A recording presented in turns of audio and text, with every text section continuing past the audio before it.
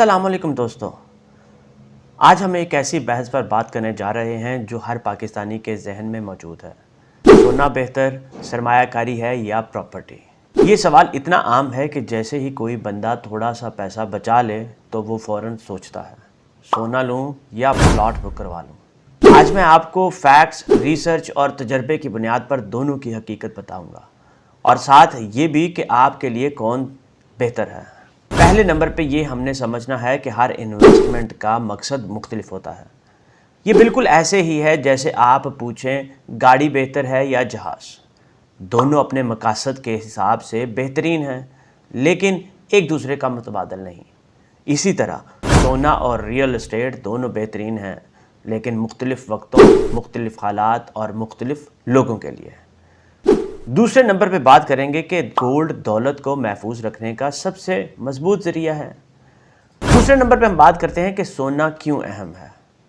मैं आपको ये बताता चलूँ कि ये इन्फ्लेशन से बचाता है, करेंसी गिर जाए तो भी अपनी कदर और कीमत बरकरार रखता है, ग्लोबल एसेट है, पूरी दुनिया में काबिल कबूल है, क्राइसिस में सबसे पहले इसकी डिमांड बढ़ती है। रिसर्च बताती है कि पिछले 20 से 30 साल में सोने ने तकरीबन 8 से 10% एवरेज सालाना रिटर्न दिया है।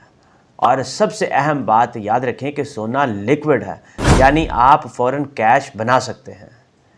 बात करें सोना किसके लिए बेहतर है, तो मैं आपको ये बताना बहुत ही ज़्यादा ज़रूरी समझूंगा कि जो रिस्क कम लेना चाहता हो उसके लिए बहुत ही ज़्यादा ज़रूरी है, जो short term to mid term planning करना चाहता हो उसके लिए बहुत ही ज़्यादा ज़रूरी है, बेहतर है, जो अपनी सेविंग्स को इन्फ्लेशन से बचाना चाहता हो उसके लिए बेहतर है, जो लिक्विड एमरजेंसी फ़ंड रखना चाहता हो इनके लिए ये बेहतर है। अब बात करते हैं हम रियल एस्टेट की। प्रॉपर्टी क्यों अहम है? याद रखें, ज़मीन लिमिटेड है, इसीलिए कीमत बढ़ती है। रेंटल इनकम भी मिल सकती है, बड़े इन्वेस्टर्स का पसंदीदा ज़रिया भी है, लॉन्ग टर्म में हमेशा ग्रोथ देती है। पाकिस्तान में रिसर्च कहती है कि एक आम रेजिडेंशियल प्लॉट की कीमत 10 से 20 साल में 3 से 10 गुना तक बढ़ सकती है, लेकिन ये ग्रोथ हर जगह नहीं होती। बहुत से लोग गलत लोकेशन, गलत टाइमिंग या गलत प्रोजेक्ट की वजह से फंस जाते हैं। बात करें प्रॉपर्टी किस के लिए बेहतर है, तो मैं आपको ये बताना बहुत ही ज़्यादा ज़रूरी समझूंगा और आपको गाइडेंस देता चलूँ कि जिनकी स्टेबल इनकम हो, जिनके पास बड़ी इन्वेस्टमेंट मौजूद हो और जो लॉन्ग टर्म 5 से 15 साल का सब्र रखते हों, जिन्हें लिक्विडिटी की ज़रूरत ना हो। चौथे नंबर पे मैं आपको ये बताता चलूँ कि हमें एक बड़ी हकीकत को समझना बहुत ही ज़्यादा ज़रूरी है कि रियल एस्टेट हमें हमेशा रिटर्न देती है, मगर उसमें रिस्क भी बहुत ही ज़्यादा मौजूद होता है। रियल एस्टेट में फ्रॉड हो सकता है, फाइल फंस सकती है, डेवलपमेंट रुक सकती है, मार्केट स्लो हो सकती है, बेचना मुश्किल हो जाता है, गवर्नमेंट की पॉलिसीज़ असरअंदाज होती हैं, मगर सोना में ये रिस्क मौजूद नहीं होते। पहले देखें लिक्विड।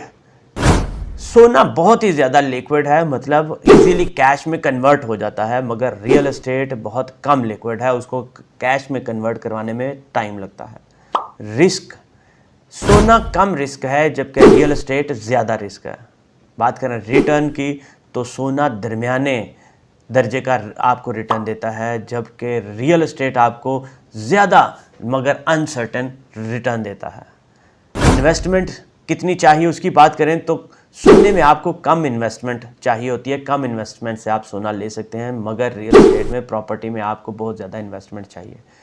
फ्रॉड के चांसेस सोने में कम होते हैं, रियल एस्टेट में ज़्यादा होते हैं। होल्डिंग कॉस्ट सोने की नहीं आती, जबकि रियल एस्टेट में आपको मेंटेनेंस, उसके टैक्स और उसकी बाकी के लवाजमात को पूरा करने के लिए पेमेंट करनी पड़ती है।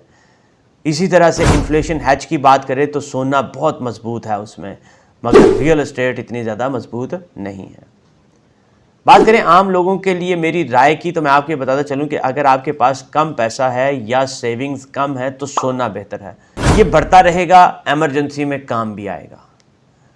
दूसरे नंबर पर अगर आपके पास बड़ा सरमाया है, 5 से 10 साल प्लानिंग है, तो रियल एस्टेट बेहतर है, लेकिन इसमें डॉक्यूमेंटेशन, लोकेशन, डेवलपर के चार्जेस, क्रेडिबिलिटी, ये सारा कुछ बहुत ही ज़्यादा ज़रूरी है। लेकिन डॉक्यूमेंटेशन, लोकेशन और डेवलपर कौन इसको बना रहा है कि क्रेडिबिलिटी लाजमी चेक करें। तीसरे नंबर पे कभी भी अपनी 100% सेविंग एक ही जगह पर ना लगाएं। सबसे बेहतरीन स्ट्रेटेजी ये है कि आप 70-30 रूल को फॉलो करें। 70% आप लॉन्ग टर्म रियल एस्टेट में इन्वेस्टमेंट कर लें और 30% आप सेफ्टी और सिक्योरिटी और लिक्विडिटी वाले गोल्ड में इन्वेस्ट कर लें, या अगर इनकम कम है तो 50-50 रूल भी आप कर सकते हैं।